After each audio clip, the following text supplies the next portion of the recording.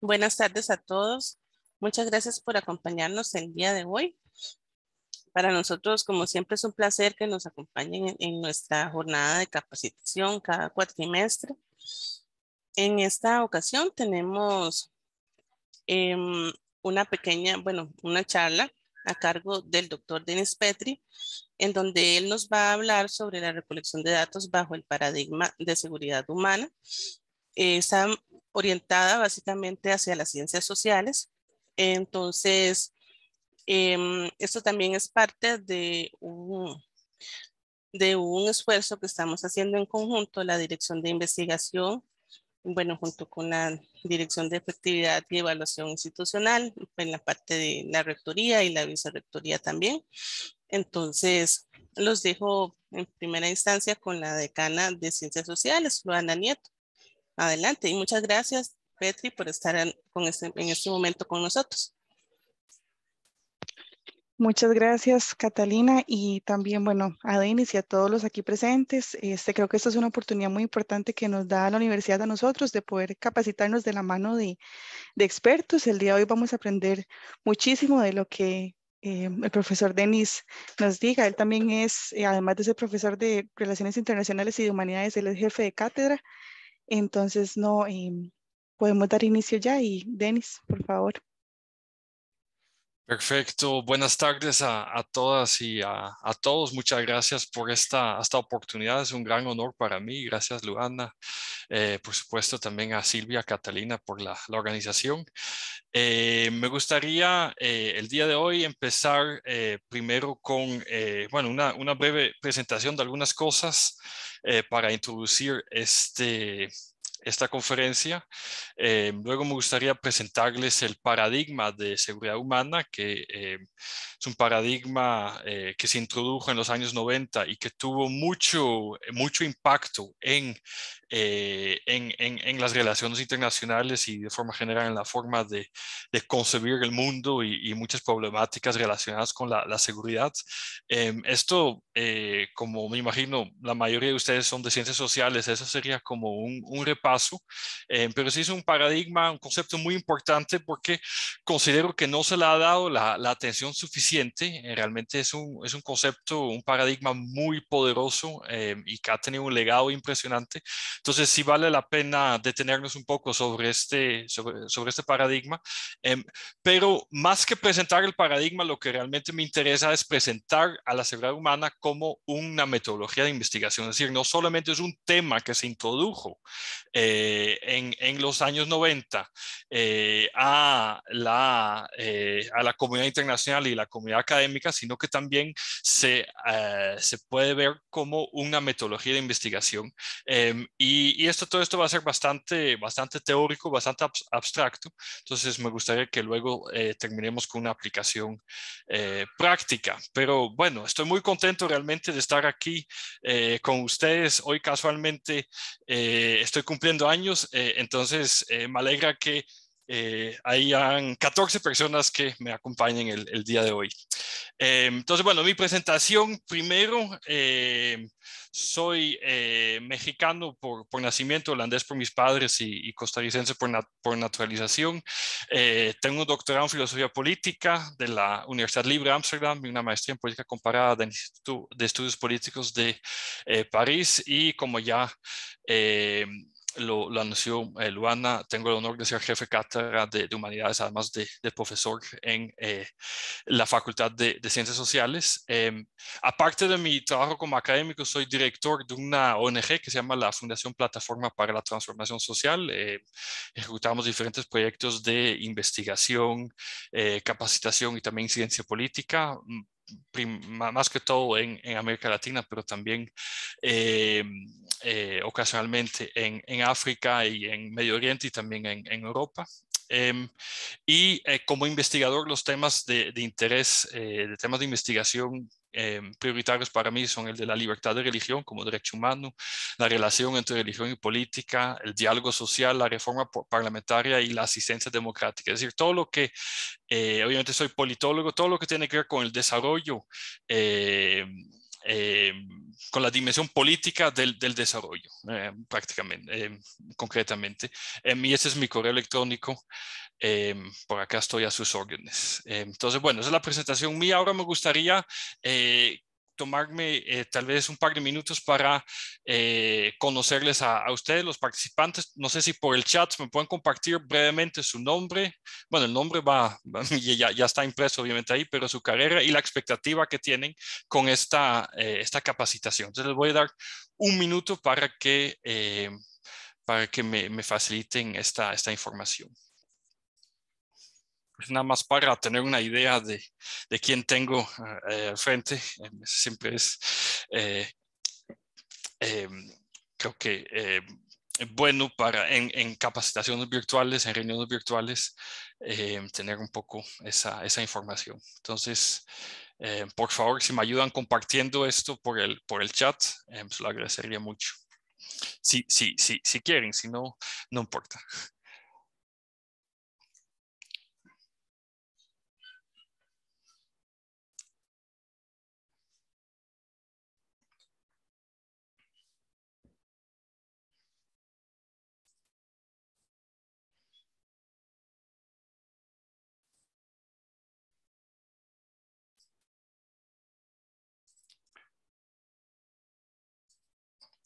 No sé si están escribiendo, no estoy viendo nada todavía.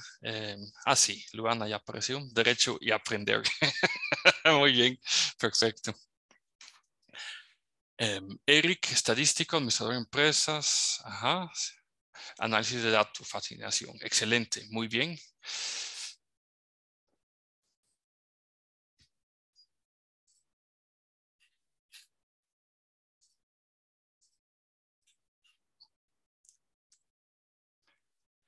Bueno, creo que voy a seguir, pero sigan escribiendo. Gracias, Danilo. Leyes, relaciones internacionales, el modelo de SEC. Aunque no estoy seguro a qué se refiere, creo que está cortado. Edgardo, lo conozco bien ya. Sí, perfecto. Inclusión en cursos, propuestas políticas con enfoque sobre humana. Esteban. Actualización, nuevas tendencias, metodología de investigación. Katy, sí, mucho gusto. Aprender más de recolección de datos si está actualizada. Paula, ingeniera, seguridad laboral, muy bien. Ok, Gabriela, física, ajá, muy bien. Carolina. Bárbara, bienvenida, por cierto, al equipo. Ok. Abordajes investigativos. Ok, perfecto. Bueno, muchas gracias por compartir todas estas ideas. Espero satisfacer sus expectativas en la hora que tengo. Aquí también Ignacio. Cambio climático. Ok, perfecto. Bueno, muy bien. Entonces, nada más para darles esto como prólogo de capacitaciones futuras, doña Luana me pidió preparar un ciclo de 3 capacitaciones. Entonces, esta sería la primera, pero hay 2 más que aquí están, que vamos a hacer al final de los siguientes cuatrimestres. Son capacitaciones que en realidad donde voy a tratar de abordar nuevas formas de investigación, nuevas tendencias, y tratar un poco de salirme de la división clásica, ¿no? de métodos de investigación cualitativos, cuantitativos, mixtos, ¿no? Aquí lo que estoy tratando de hacer es, desde mi experiencia, realmente compartirles algunas cosas que he aprendido, que no necesariamente se enseñan en las universidades, pero que sí corresponden a nuevas tendencias que vienen a complementar toda la caja de herramientas en métodos de investigación que seguramente ya tienen. Esa es un poco la lógica de esas capacitaciones. Entonces, la siguiente va a ser sobre las grandes transformaciones en las relaciones internacionales, todas las implicaciones que esto tiene para la investigación. Y la siguiente, quiero presentarles los últimos conjuntos de datos, los datasets, ¿verdad?, en ciencias sociales, que nos permiten medir diferentes variables que se han ido sofisticando y que bueno, se actualizan constantemente y bueno, ese sería el objeto de las siguientes capacitaciones. Pero por ahora, quedémonos con el paradigma de seguridad humana. Entonces, por favor, no duden en hacerme preguntas por medio del chat, sino también al final puedo dejar un espacio para preguntas y respuestas. Pero bueno, el paradigma de seguridad humana es un paradigma, un concepto relativamente nuevo que fue introducido en el sistema internacional en el año 93. El informe anual del Programa de las Naciones Unidas para el Desarrollo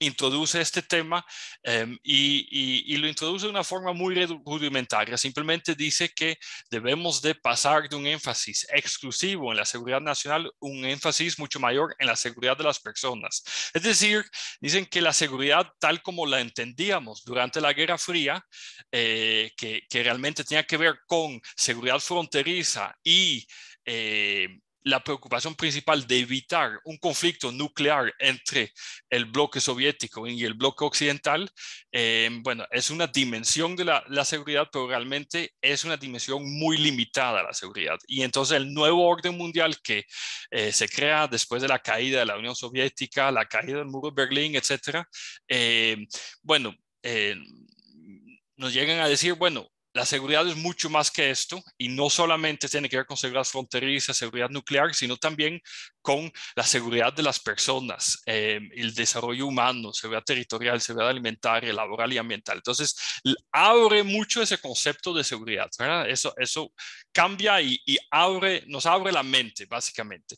Y en el informe de desarrollo humano del 94 se retoma ese tema ya de una forma mucho más sofisticada y es cuando realmente el tema empieza a sonar en las relaciones internacionales y también es cuando muchos académicos empiezan a tomarlo en cuenta, a usarlo y a interesarse por ese tema. Y a partir de ahí se ponen en la agenda internacional y también en la agenda académica muchos temas nuevos derivados, inspirados por ese enfoque de seguridad humana que en realidad hoy en día pueden parecer muy obvios, muy evidentes, pueden parecer como cosas que tal vez nos parecen normales que sean parte de la agenda internacional. Sin embargo, realmente es sumamente revolucionario porque, lo repito, venimos saliendo de un mundo bipolar, el mundo de la Guerra Fría, donde realmente habían otras preocupaciones y entonces aquí se nos abre la mente y en el particular este informe de desarrollo humano que en realidad para mí debería ser lectura obligatoria para todos los estudiantes de humanidades. Bueno, introduce muchos aspectos, así como dice la cita de la profesora Glacius, de las asociaciones que se han vuelto importantes para nuestra comprensión de la seguridad humana. La oposición a la seguridad del Estado, el argumento que la seguridad humana es indivisible, por lo tanto los ricos del mundo no solo tienen un interés moral, sino también un interés práctico en la seguridad de los pobres, y el regreso a la fórmula clásica de Roosevelt, la libertad del temor, libertad de la necesidad, para capturar los dos elementos primarios de la seguridad humana. Entonces aquí hay muchos elementos muy importantes. El primero es esta oposición a la seguridad del Estado. Seguridad es mucho más que solamente seguridad del Estado. El hecho que no tengamos guerras, que no tengamos conflictos entre países, no quiere decir que haya seguridad. ¿Por qué? Porque hay personas viviendo en los diferentes estados y cómo están viviendo ellos, cuál es la situación de ellos, qué es la situación de ellos, cómo les va a ellos. Ese es un tema muy importante que se pone en la agenda a partir de ahí. Luego, el tema que la seguridad humana es indivisible. Básicamente, el argumento es que promover esa visión amplia de la seguridad no solamente es un imperativo moral, una obligación de preocuparnos por el bienestar de la gente, dicho en palabras sencillas, sino que también nos conviene a todos. ¿Por qué? Porque si hay un problema de seguridad humana en un país determinado, esto va a generar problemas que van a luego pueden constituir un riesgo, una amenaza para nosotros, ¿verdad? Por ejemplo, si en un país hay una crisis alimentaria, se puede generar una ola de refugiados y esa ola de refugiados después se van a venir para acá y nosotros vamos a tener que ver cómo lo resolvemos, ¿verdad? Entonces, no solamente es una obligación moral, humanitaria de preocuparnos por la seguridad humana, sino que nos conviene preocuparnos por ella. Es muy poderoso cuando el deber moral y la necesidad se combinan en realidad. Bueno, y luego también la seguridad humana retoma esa fórmula de un discurso clásico del expresidente Roosevelt de Estados Unidos ya hace muchos años, donde dice donde describe su visión para la humanidad, un poco idealista, pero el idealismo en realidad es muy importante porque cambia el mundo al poner nuevos temas en las mentes de las personas y los tomadores de decisión. Y dice, bueno, las personas tienen que ser libres del temor, pero también libres de la necesidad. Es decir, libres del temor de ser asaltados, atacados, violentados, violados, etcétera, pero también libres del hambre, del frío, de otros tipos de necesidades. La libertad tiene que ver con ambas cosas. Y es un poco la idea también, es exactamente la idea de la seguridad humana. La seguridad no solamente es la seguridad del Estado, sino todas esas otras dimensiones más. Entonces, es un concepto muy poderoso en ese sentido que surge desde el sistema internacional, ¿verdad? Surge desde el programa de las Naciones Unidas para el Desarrollo y realmente va a tener una trascendencia muy importante. Y es realmente un cambio de paradigma. Cuando hablamos también de métodos de investigación, siempre partimos de marcos conceptuales, marcos teóricos, marcos de análisis. Y entonces, eso es muy importante. Aquí, la seguridad humana introduce un cambio de paradigma también, ¿verdad? En 4 dimensiones realmente. La primera es la transformación del desarrollo, ¿ok? La segunda es la transformación de la seguridad. La tercera es que nos invita a alejarnos de la intervención humanitaria y luego también una transición hacia los sujetos de la seguridad. Voy a explicar todos esos 4 cambios de paradigma o 4 aspectos de este cambio de paradigma uno por uno, pero voy a detenerme más que todo en el segundo y en el cuarto, que es donde radica también la innovación metodológica que me interesa compartirles hoy. Entonces, primero, la transformación del desarrollo básicamente es que introduce a los derechos humanos en la reflexión sobre el desarrollo. Y esto puede parecer muy evidente, pero realmente no lo era en los años 90. El desarrollo económico era algo para los economistas, era algo para los que se preocupaban por todas esas cosas de macroeconomía, inflación, crecimiento económico, desempleo, los números macro, ¿verdad? Y realmente una perspectiva muy financiera, muy material del desarrollo. A partir de este paradigma empiezan a cambiar las cosas y se introduce ese concepto de derechos humanos. El concepto de derechos humanos obviamente ya existía, ¿verdad? En el 48 se adopta la Declaración Universal de Derechos Humanos, y por supuesto que en la filosofía occidental durante siglos antes ya se habían ido madurando este conjunto de derechos humanos, pero siempre eran 2 áreas aisladas que no se encontraban. A partir de los años 90 realmente se empiezan a integrar y se empieza a pensar todo lo que vemos ahora en la literatura, ¿verdad? El desarrollo con enfoque de género, por ejemplo, o el desarrollo con énfasis para minorías vulnerables o cosas así. Bueno, es realmente uno de los legados del principio del paradigma de seguridad humana, y también introduce una perspectiva holística que creo que también es algo muy importante y sobre eso voy a insistir mucho el día de hoy porque realmente nos dice, bueno, no podemos solamente guiarnos por una serie limitada de indicadores, sino que tenemos que tomar en cuenta el conjunto de factores que afectan al desarrollo y obviamente los derechos humanos tienen mucho que ver con esto. Y bueno, y también está todo el tema de la libertad del temor, libertad de la necesidad que ya mencioné. La segunda transformación importante que induce el paradigma de seguridad humana es la transformación de la seguridad, ¿verdad? Donde en la seguridad tradicional el referente era el Estado. O sea, pónganse imagínense el contexto de la Guerra Fría, ¿verdad?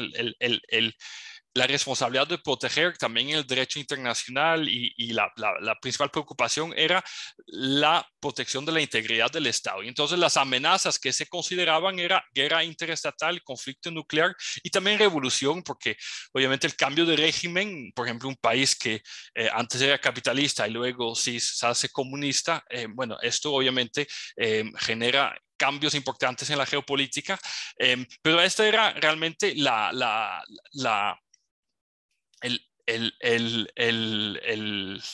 prioridad durante mucho tiempo.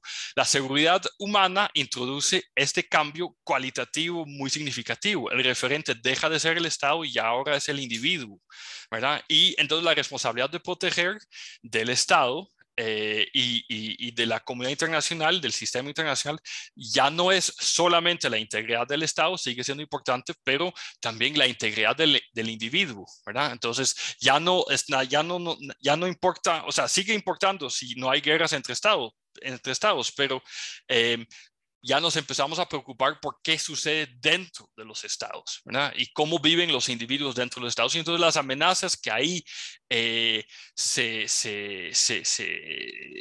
consideran, es una lista que se ha ido cada vez más larga porque realmente el enfoque es muy, muy holístico. Son totalmente diferentes. Enfermedad, pobreza, desastres naturales, violencia, minas antipersonales, violaciones de los derechos humanos, etcétera, etcétera. O sea, son un montón de temas que no asociamos con el concepto de seguridad en realidad, pero que sí atentan directamente contra la seguridad de las personas. Entonces, y desde una perspectiva también de prioridades en la agenda de investigación, pues también es ahí cuando ya empiezan a multiplicarse los estudios sobre ese tipo de amenazas y sobre individuos más que sobre estados, ¿verdad? Entonces, es bastante significativo. Y entonces tiene varias implicaciones. Bueno, primero, que la responsabilidad del Estado no solo es el control de sus territorios, sino la forma en que sirva a su población, ¿verdad? Y obviamente esto presenta un reto muy importante también en las relaciones internacionales porque esto entra en conflicto, en tensión con el principio de soberanía del Estado, ¿verdad? Los Estados son soberanos y entonces no se les puede decir a los Estados cómo tienen que tratar a su población. Es un problema generalizado para la aplicación de derechos humanos en el sistema internacional y es una realidad, pero sí es algo muy importante. Entonces, aquí vemos que surgen todos esos temas y entonces ahí también empiezan las denuncias, ¿verdad? Sobre si un Estado garantiza seguridad sanitaria, seguridad alimentaria, seguridad hasta cultural a su población.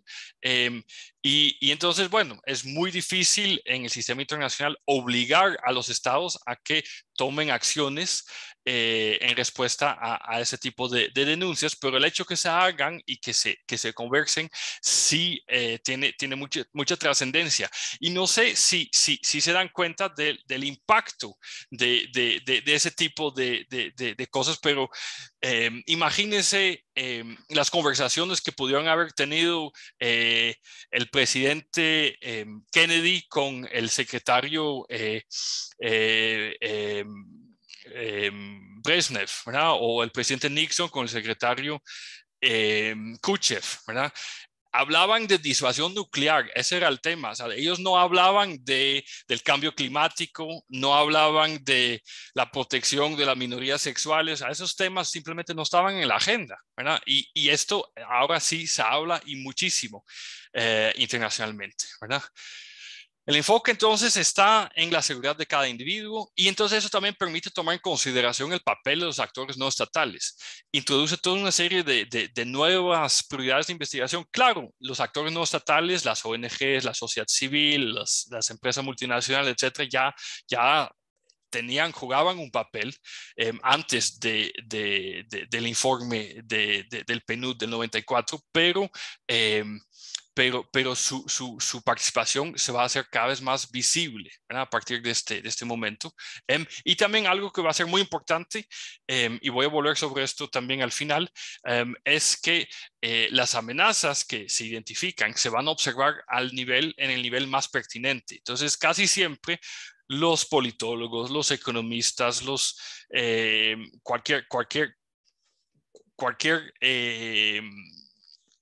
cualquier disciplina que hacen comparaciones transnacionales siempre comparan a los datos a nivel de los estados. Sin embargo, lo que sucede con el concepto de seguridad humana es que en realidad la realidad de la seguridad humana es muy distinta en cada localidad, en cada territorio. Entonces, realmente muchas veces el nivel para observar las amenazas a la seguridad humana que es más pertinente es el nivel subnacional. Y eso también es otro cambio de paradigma muy importante. O sea, no solamente en la forma de identificar la responsabilidad de proteger que pasa del Estado al individuo, sino que también la unidad de análisis en investigación deja de ser o es mucho menos el Estado y mucho más el nivel subnacional, porque ahí es donde se viven los problemas de seguridad humana y donde son más tangibles y donde se pueden también atender, ¿verdad? Entonces, bueno.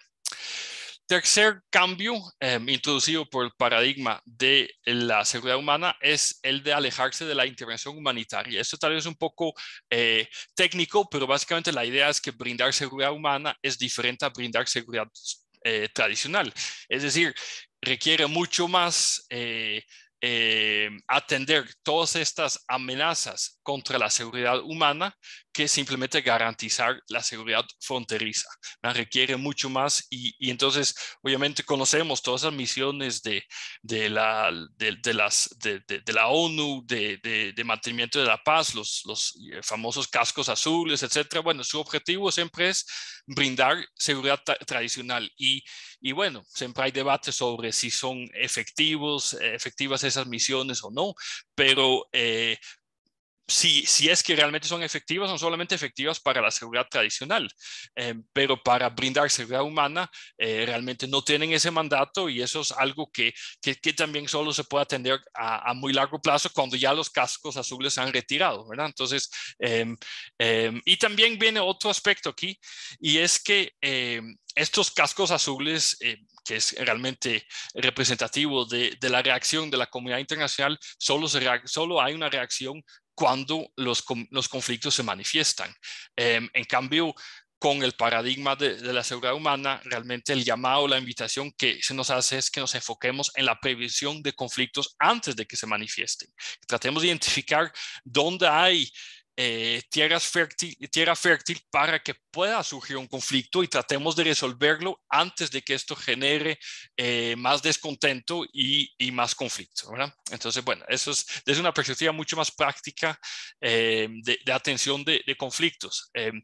Es mejor prevenir que curar, como dice el dicho, pero es realmente aquí el tema. Solo podemos prevenir si entendemos las causas de los conflictos y las causas de los conflictos muchas veces están íntimamente ligadas con diferentes aspectos de la seguridad humana, no la seguridad tradicional.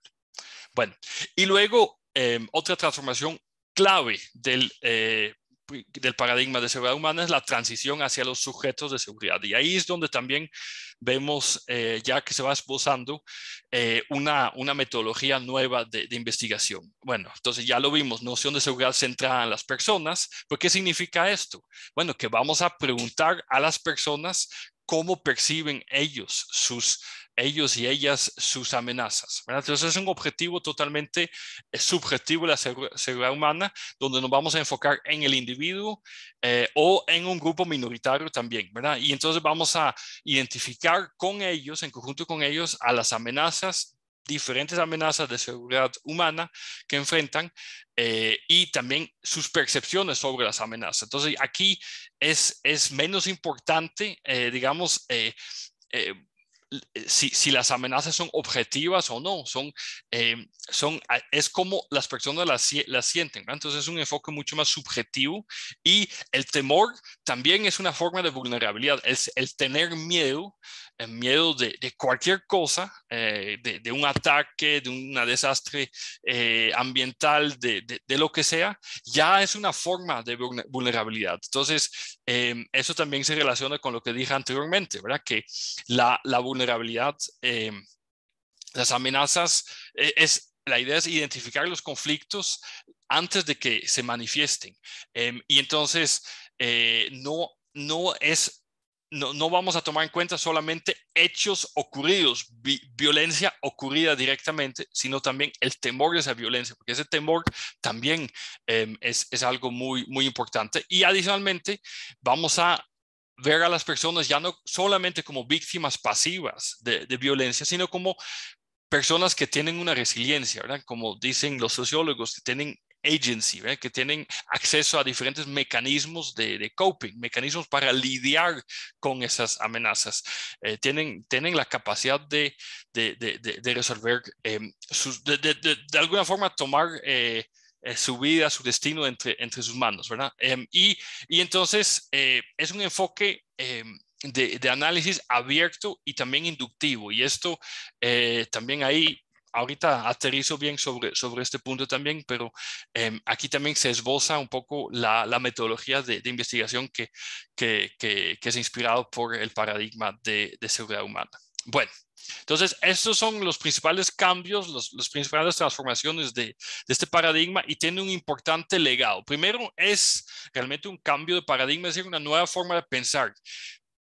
Nos abre la mente, nos da una visión más amplia de la seguridad para integrar un montón de aspectos que nunca habíamos considerado que eran parte de la seguridad, ¿verdad? Entonces, eso es muy importante.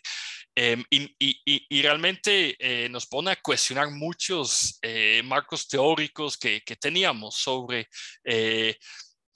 cómo abordar la democratización, la resolución de conflictos, las grandes teorías de las relaciones internacionales, etcétera, etcétera, ¿verdad?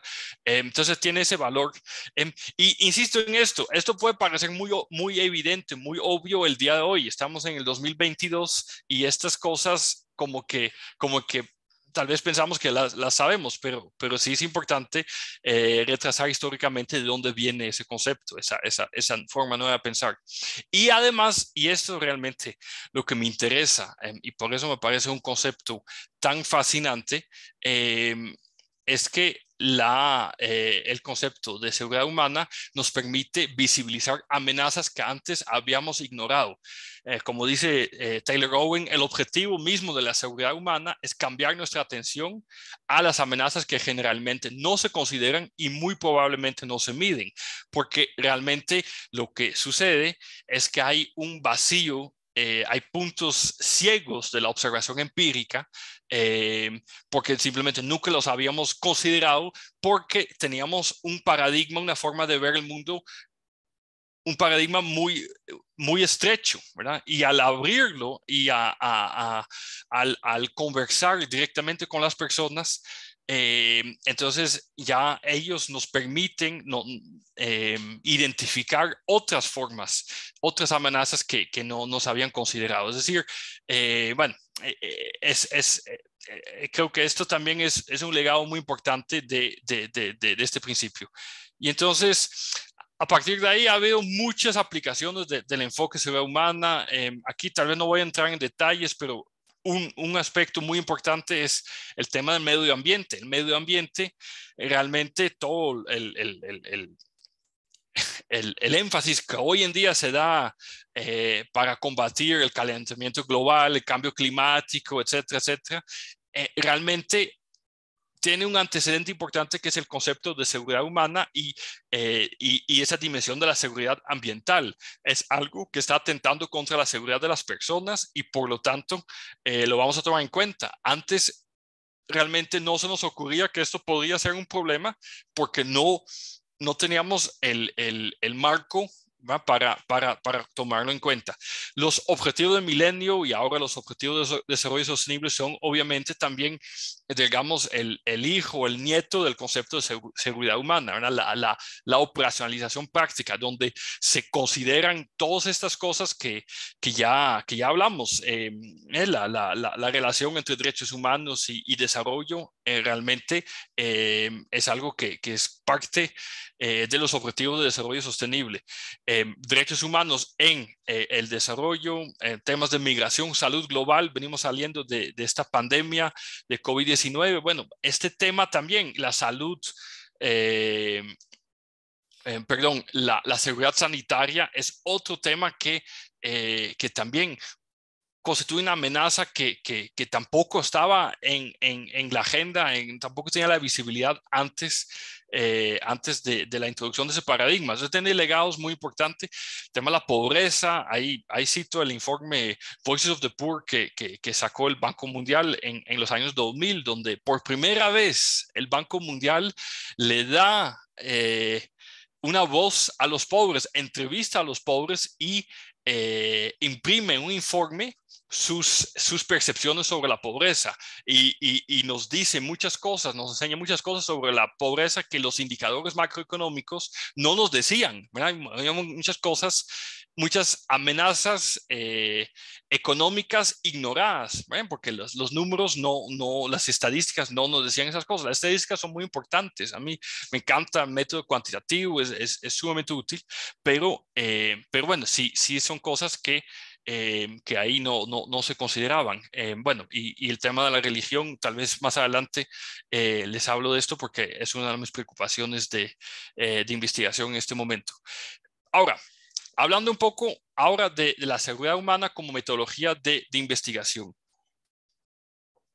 Ya adelanté algunos conceptos, pero ahora específicamente me gustaría aterrizar sobre esto. Pero primero decirles que con la seguridad humana hay un importante reto para la recolección de datos. Primero porque es un concepto que, si bien tiene esa fuerza de generar un cambio de paradigma, también tiene una gran ambigüedad conceptual. Porque ¿qué es seguridad humana? De alguna forma, seguridad humana se termina siendo un concepto tan amplio que abarca todo lo que soñamos para nuestro mundo, que es tan amplio que también resulta muy difícil aterrizarlo, definirlo, ¿verdad? Y además distinguirlo de otros conceptos que son muy importantes para nosotros, que son, por ejemplo, la democracia, ¿verdad? Que también hay definiciones muy amplias de la democracia, o el desarrollo humano. ¿Cuál es la diferencia entre seguridad humana y desarrollo y democracia, derechos humanos?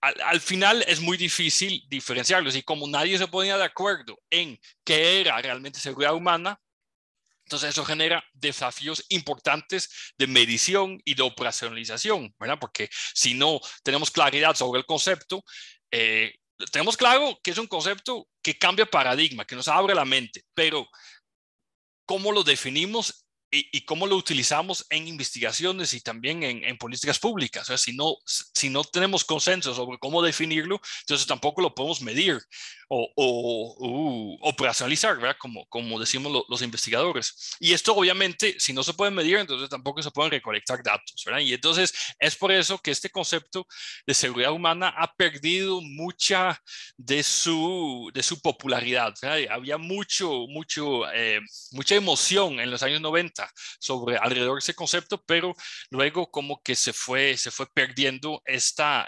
emoción un poco. Pero pienso que sigue siendo un concepto muy poderoso, muy fuerte, y que constituye, además de un cambio de paradigma, una metodología de investigación muy importante. Primero, porque sí es posible definirlo, sí es posible aterrizar este concepto. Básicamente se puede definir a la seguridad humana como la protección del núcleo vital de todas las personas, de todas las vidas humanas frente a amenazas críticas y generalizadas, ¿verdad? Y esas amenazas pueden ser de diferentes tipos, ¿verdad? Ambientales, económicas, alimentarias, sanitarias, personales, políticas, pero son amenazas que cualquier amenaza que atenta contra el núcleo vital de las vidas humanas, ¿verdad? Entonces, esto es una definición que en realidad se puede usar y que realmente es muy útil. Y esa definición, además, bueno, sigue respetando la naturaleza abierta, inductiva de la seguridad humana. Voy a volver sobre este aspecto más adelante, pero además es operacionalizable. ¿Y cómo lo vamos a operacionalizar? Pues realmente así, con una tabla así, ¿verdad? Observación de la seguridad humana, bueno, tiene estos componentes, podemos agregarle otros componentes, pero básicamente lo que vamos a tratar de hacer es identificar en cada uno de esos componentes como una especie de ayuda a memoria cuáles son las amenazas a la seguridad humana que encontramos en una comunidad determinada. Y ese es como el enfoque de investigación, el enfoque de recolección de datos que se puede usar. Entonces, en complemento con esto, se puede usar las herramientas de evaluación de vulnerabilidad, que realmente se han vuelto cada vez más populares, y que se conectan muy bien con el concepto de seguridad humana. Primero se desarrollaron para monitorear desastres ambientales, pero se han ido ampliando a otros tipos de amenazas relacionadas con acciones humanas, fallas tecnológicas, problemas en sistemas energéticos, sistemas de transporte, sistemas de comunicación, etcétera, pero también al análisis de la pobreza. O sea, hay toda una industria, por así decirlo, de herramientas de evaluación de la vulnerabilidad a la pobreza, ¿verdad? ¿Qué hace que las personas caigan en pobreza? O sea, no estamos midiendo solamente la pobreza, sino tratando de entender qué hace que las personas tengan vulnerabilidad a convertirse en pobres, ¿verdad? Y luego también en las Naciones Unidas ha habido mucha énfasis en las minorías étnicas primero que todo, pero también minorías de otro tipo, minorías sexuales, etcétera, etcétera. Y también se han ido desarrollando estas herramientas de evaluación de vulnerabilidad para analizar esas minorías. En lo personal, tengo la oportunidad de desarrollar una herramienta específica para analizar la vulnerabilidad de minorías religiosas, ¿verdad? Entonces, ese es otro aspecto. Pero bueno, y luego, adicionalmente, otro paso, otra recomendación, otra inspiración metodológica que nos da el paradigma de seguridad humana es el de bajar al nivel geográfico más pertinente.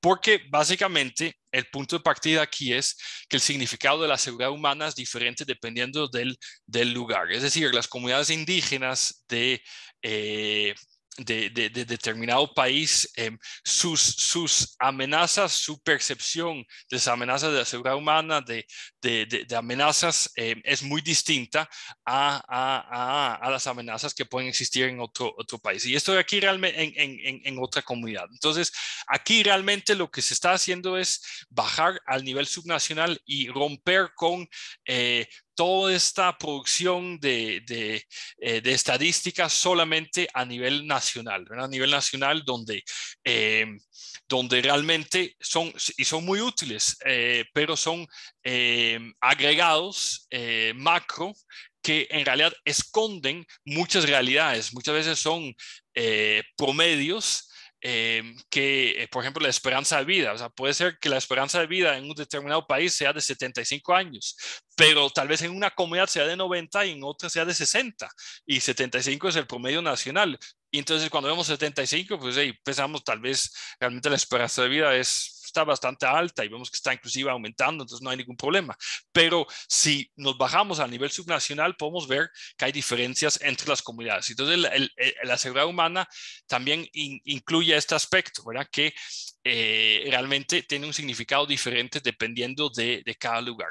Y esto también se conecta con toda la literatura sobre las llamadas subnational and democratic regimes, es decir, los regímenes no democráticos subnacionales, que básicamente lo que demuestra es que cuando los países se van democratizando, no se democratizan de forma homogénea su territorio.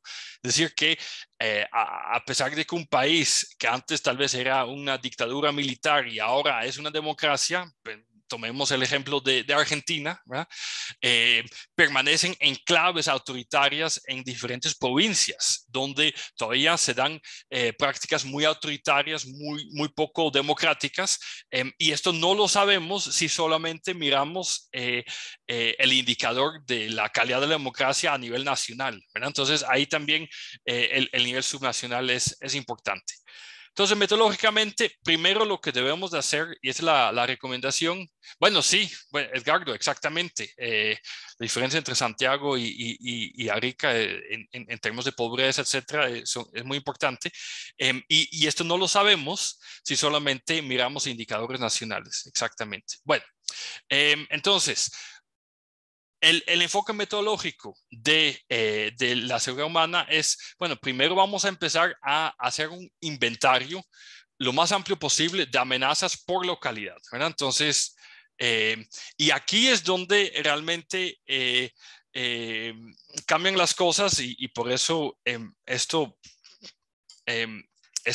forma de trabajar usa mucho del método antropológico porque no se parte de una lista predeterminada de variables o de indicadores. Porque si se tiene una lista predeterminada de variables, entonces solamente vamos a recolectar información sobre estas variables y no vamos a tener ninguna información sobre las cosas que no son parte de nuestra lista de variables. La idea de la seguridad humana es de abrir la mente, de buscar, identificar amenazas ignoradas, no detectadas. Y entonces, si llegamos con una lista predeterminada, no logramos identificar todo lo que sucede en un país, en una comunidad determinada. Y entonces, esto es la dimensión inductiva, holística de la seguridad humana, ¿verdad? Que les mencionaba antes. Obviamente, vamos a enfocarnos en amenazas que atentan contra el núcleo vital, ¿verdad? De las vidas humanas, pero otra cosa muy importante que es no hay que considerar motivos, responsables, etcétera.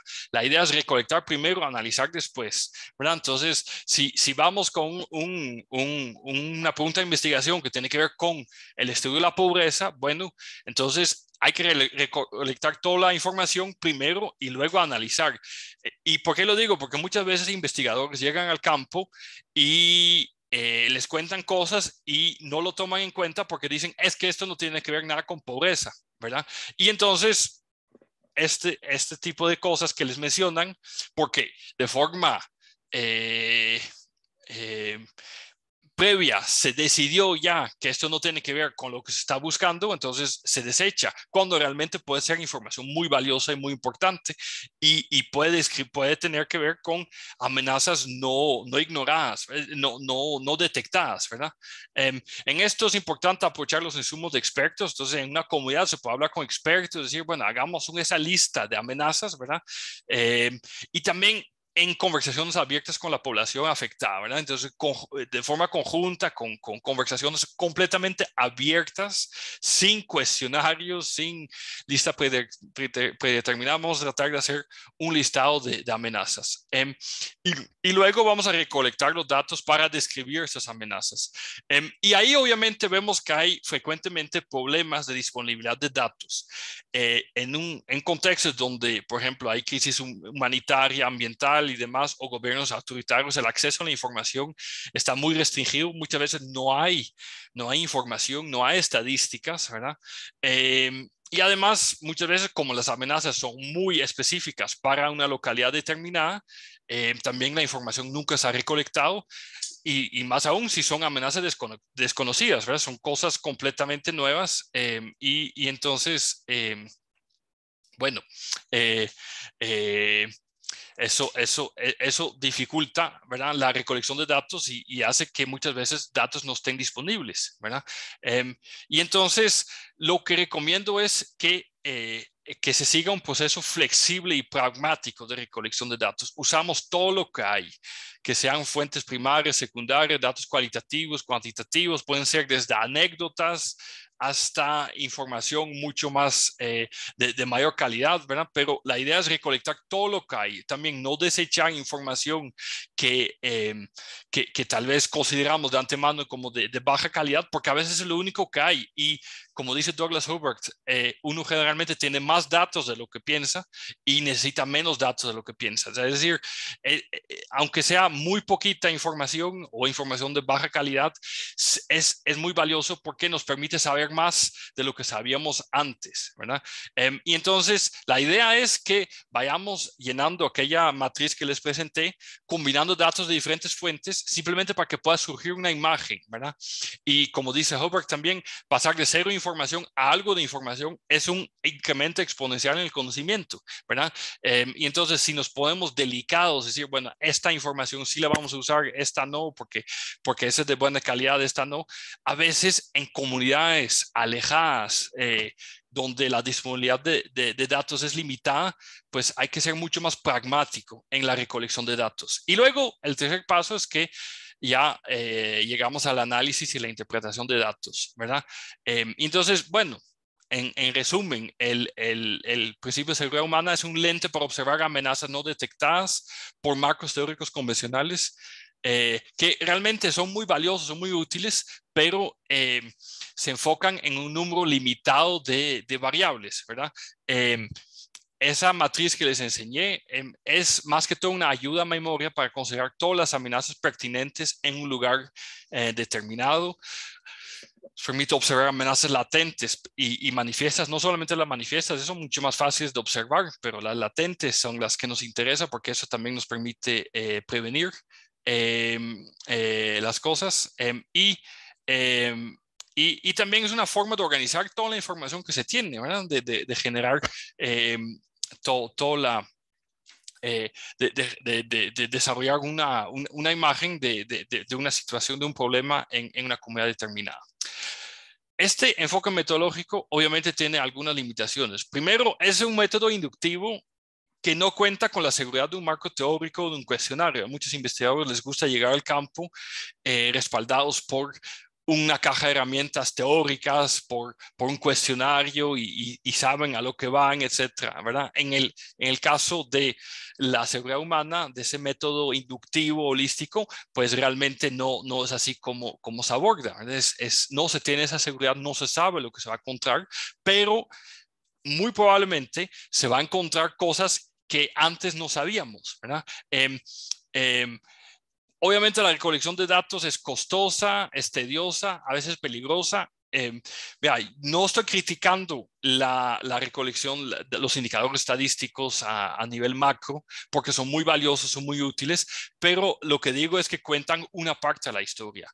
Los datos que se recolectan mediante este enfoque son como un complemento a esta historia, ¿verdad? Pero sí es algo muy costoso, porque si queremos hacer trabajo de campo en todas las localidades subnacionales, realmente tratar de entender de la forma más inductiva, más holística que pueda ser, más subjetiva, cuáles son todas las amenazas, no hay ningún presupuesto de investigación que nos permitirá hacerlo, ¿verdad? Entonces, tiene también esa limitación, pero sí es útil para contrastar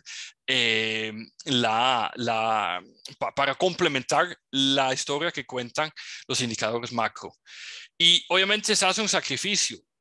Como es tan costoso hacer trabajo de campo, a veces puede ser peligroso, ¿verdad? En contextos autoritarios o cosas por el estilo.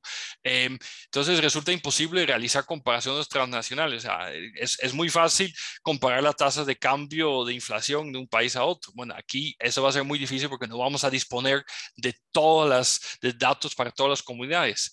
Entonces esto sí no lo tendríamos, pero el beneficio es que realmente se adquiere mucho conocimiento muy detallado sobre amenazas ignoradas, y eso también es muy útil para también definir respuestas prácticas, respuestas de política pública a las amenazas identificadas. Bueno.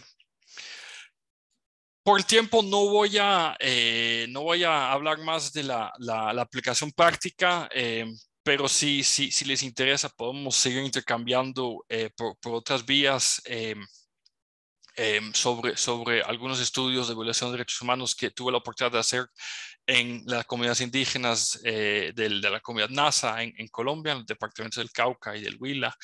También trabajo que tuve la oportunidad de hacer con disidentes en Cuba, pero en todos esos casos ese método me ha permitido identificar cosas nuevas y que no hubiera detectado si hubiera seguido los marcos teóricos convencionales. Entonces, el método inductivo sí ha sido muy valioso, me ha resultado muy bien en estos casos. Bueno, ya, con esto me gustaría terminar. Empezamos 5 minutos tarde. No sé si podemos tomarnos 5 minutos más para eventuales preguntas. Con mucho gusto me puedo quedar atendiendo algunas consultas si las tuviera. Muchas gracias. De mi parte no hay problema. Y si los profes se quieren quedar, no hay tampoco. Si tienen consultas, pueden levantar la mano o ponerlas en el chat también.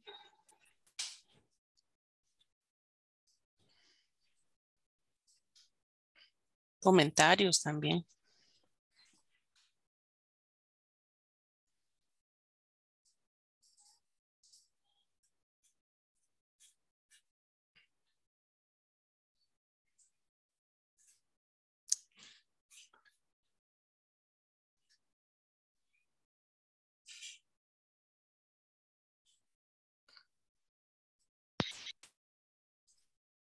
Adelante, Danilo.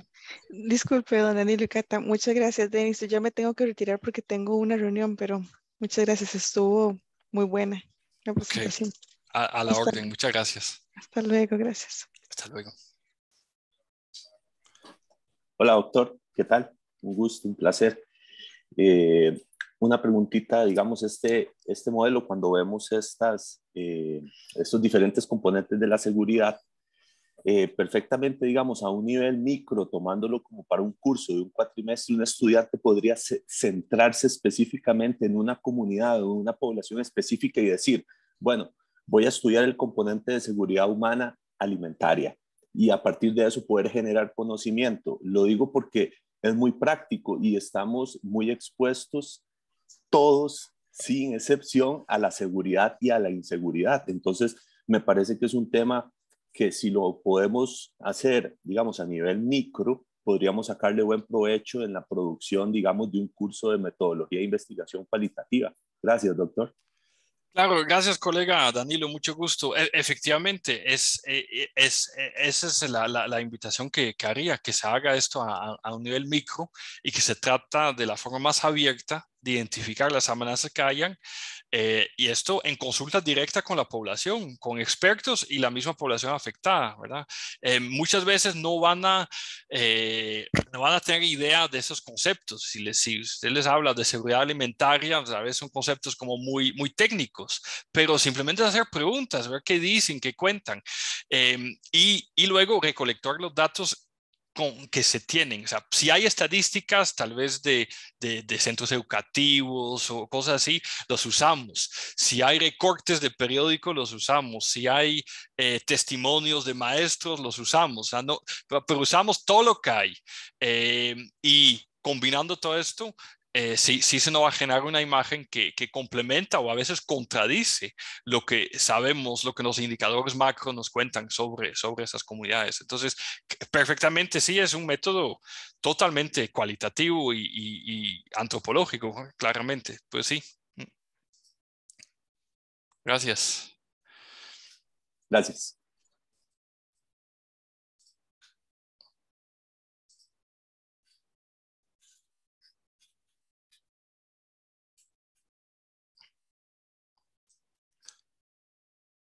Bueno, no sé si hay más preguntas.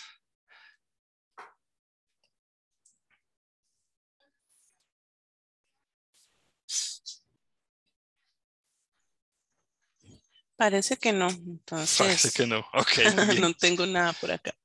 Perfecto. Entonces, bueno, entonces estamos por concluida la actividad. Muchas gracias a todos los que nos acompañaron y muchas gracias a don Denis y también a la Facultad de Ciencias Sociales.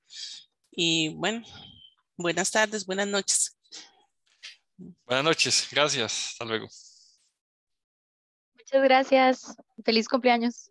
Ay, Muchas feliz gracias. cumpleaños. Sí. Gracias.